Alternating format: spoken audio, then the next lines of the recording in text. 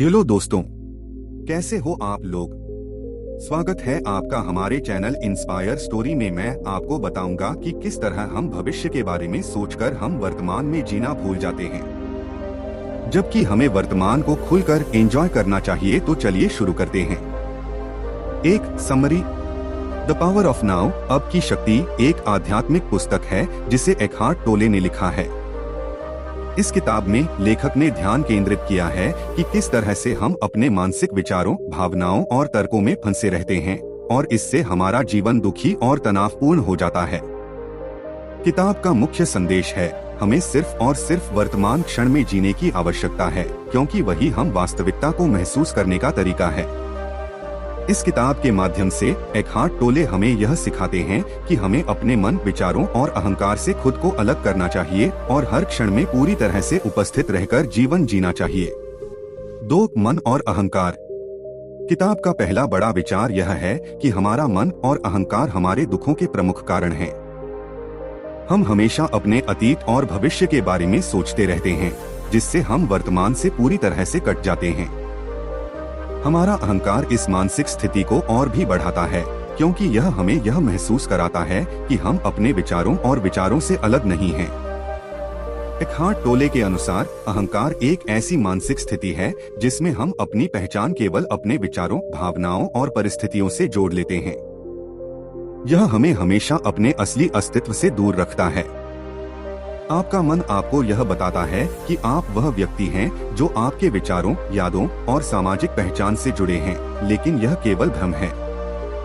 आपका असली अस्तित्व इन सब से परे है। 3. वर्तमान का क्षण। एकहार्ट टोले हमें यह सिखाते हैं कि हम केवल अब में जीकर ही शांति और खुशी पा सकते हैं। अतीत और भविष्य हमारे मन के भ्रम हैं, और हम अगर इन दोनों से बाहर निकल जाएं, तो हम सच्चे आंतरिक शांति और सुख का अनुभव कर सकते हैं। किताब में यह बताया गया है कि जब हम अपने मन के विचारों से बाहर आते हैं और केवल वर्तमान में उपस्थित रहते हैं, तो हम उस दिव्य ऊर्जा और शांति को महसूस कर सकते हैं जो हमेशा हमारे भीतर विद्यमान रहती है। अगर आप सच में शांति और संतुलन चाहते हैं, तो आपको अतीत और भविष्य की चक्कर से बाहर आकर केवल अब में जीना होगा।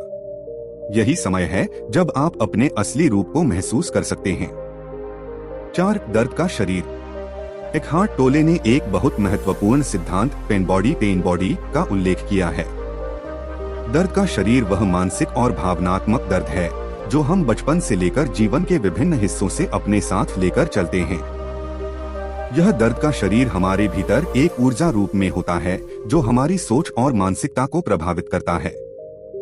पेन बॉडी हमारे जीवन के अनुभवों से संचित हुआ है और यह हमें हर समय अतीत के दर्द और दुख को पुनः अनुभव करने के लिए उकसाता है। जब हम अपने मन के विचारों और उस दर्द से पूरी तरह से जुड़ते हैं, तो हम फिर से उसी दर्द को महसूस करते हैं। लेकिन जब हम इस दर्द को स्वीकार करते हैं और अपने अहंकार से बाहर निकलते हैं, तो हम इससे मुक्त हो सकते हैं।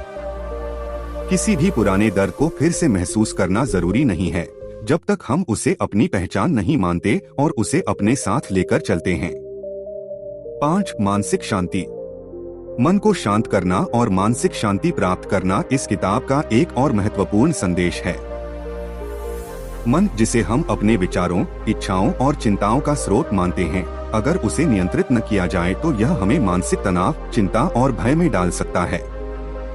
जब हम अपनी सोच को नियंत्रित करते हैं और अपने विचारों को शांत करते हैं, तो हम मानसिक शांति प्राप्त कर सकते हैं। इससे न केवल हमारी भावनाओं पर नियंत्रण होता है, बल्कि हम अपने जीवन में सकारात्मक बदलाव भी ला सकते हैं।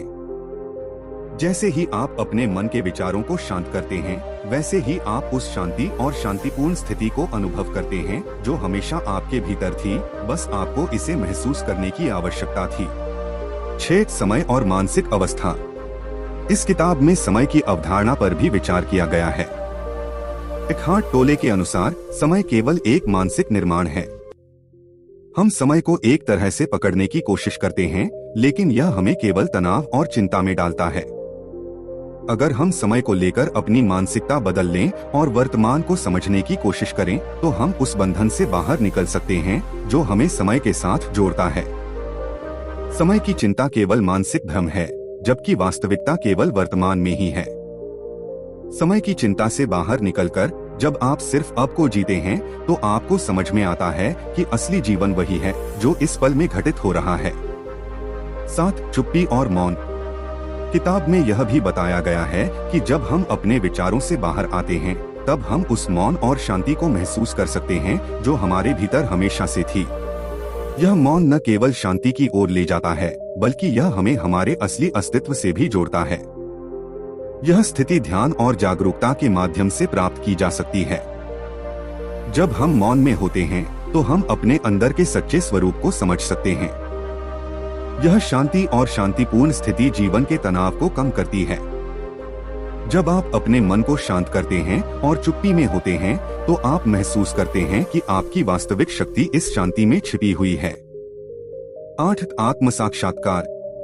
यह किताब हमें आत्म साक्षात्कार की दिशा में भी मार्गदर्शन करती है।